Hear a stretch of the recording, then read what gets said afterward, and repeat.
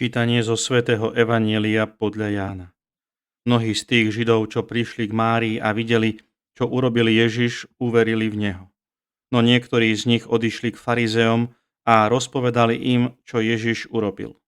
Veľkňazi a farizei zvolali veľradu a hovorili, čo robiť? Tento človek robí mnohé znamenia.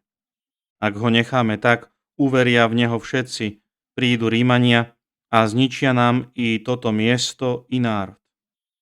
Ale jeden z nich, Kajfáš, ktorý bol veľkňazom toho roka, im povedal, vy neviete nič.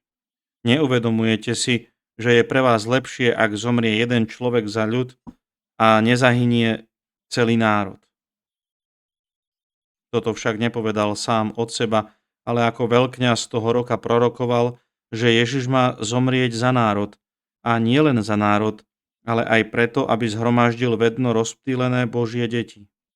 A od toho dňa boli rozhodnutí, že ho zabijú. Preto už Ježiš nechodil verejne medzi Židmi, ale odišiel odtiaľ do kraja blízko púšte, do mesta zvaného Efraim, a tam sa zdržiaval s učeníkmi. Blízko bola židovská Veľká noc a mnohí z toho kraja vystupovali pred Veľkou nocou do Jeruzalema, aby sa očistili. Hľadali aj Ježiša a ako stáli v chráme, navzájom si vraveli, čo myslíte, príde na sviatky? Počuli sme slovo Pánovo.